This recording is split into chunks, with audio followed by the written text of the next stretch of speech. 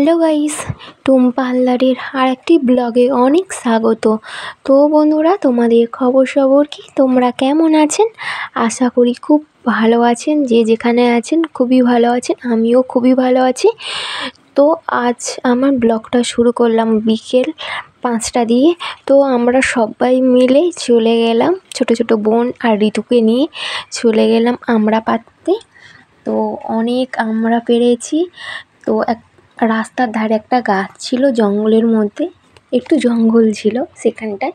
ওখান দিয়ে গাছ দিয়ে অনেকগুলো আমড়া পেড়ে এনেছি, ঝাল ঝাল টক টক করে খাবো বলে, একটু ঝাল নুন দিয়ে মাখিয়ে খাবো বলে, আমড়া মাখা করে খাবো বলে এনেছি। তো বন্ধুরা, তোমাদের আমড়া মাখা খেতে কেমন লাগে তো আমাকে কমেন্ট করে জানিও। এমন টক টক জিনিস খেতে কার কার ভালো লাগে আমাকে জানিও।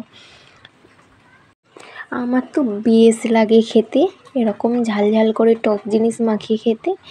তারপরে আমড়াগুলো বাড়িতে এনে ভালো করে কেটে পরিষ্কার করে ভালো করে ধুয়ে তারপরে নুন, লঙ্কা আর কাসুন্দি এগুলো দিয়ে ভালো করে মেখেছি। আমড়াগুলো অনেকটাই ছোট ছিল, তাই একটু কোষ্টা ভাব ছিল, অতটা টক ছিল না, তাই তেমন একটা ভালো হয়নি খেতে। তো আমড়াগুলো আমরা মাখিয়েছি সবাই মিলে খাবো বলে, আর একটু ছোটোগুলো আমরা কেটেছিলাম আর একটু বড়গুলো রেখে দেওয়া হয়েছিল। তো বুঝতে পারিনি এরকম কষ্ট হবে বলে। আমড়া মাখাটা একদম ফালতু হয়েছে, কি বলবো, কি বিচ্ছিরি হয়েছিল খেতে, অতটা টক ছিল না আর কেমন একটা খেতে হয়েছিল কোষ্টা। আমরা ভাবলাম সবাই মিলে জমিয়ে খাবো, কিন্তু হলো না। শুধু একমাত্র অয়ন্তিকার ভালো লেগেছে, আর কারোর ভালো লাগেনি। আর যেই আমড়াগুলো বড় মতন ছিল সেগুলো নিয়ে আচার বানিয়েছিল মা। তো আচারের রেসিপি তোমরা যদি কেউ জানতে চাও কমেন্ট করে বলো, তাহলে পরের ব্লগটা আমড়ার আচারের রেসিপি দেবো। তো এতে কোনো আচারের রেসিপি দিইনি।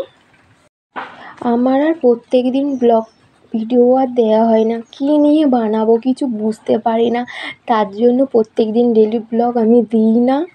তো প্রত্যেক দিন ইচ্ছে হয় ডেলি ব্লগ দেবো, কিন্তু কী নিয়ে বানাবো কিছু মাথায় আসে না। তো তোমাদের সবার ব্লগটা দেখি, তেমনভাবে কমেন্ট করি না বন্ধুরা, কিন্তু তোমাদের সবাইকে আমি সাপোর্ট করি।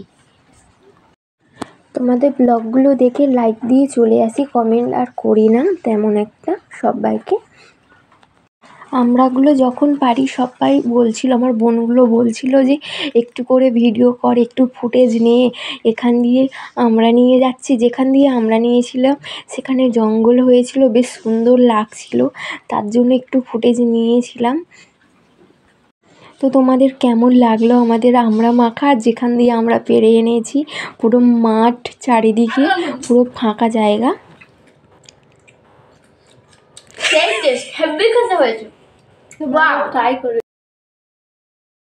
সেখান দিয়ে আমরাই আনা হয়েছিল আর এই আচার বানানো হয়েছে।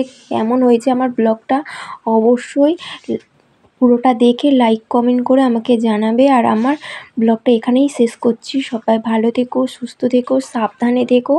আবার দেখা হবে পরবর্তী ব্লগে।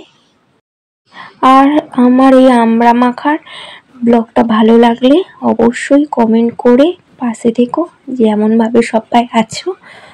এখনকার মতন টাটা, সবাই ভালো থেকো, সুস্থ থেকো, সাবধানে থেকো, টাটা।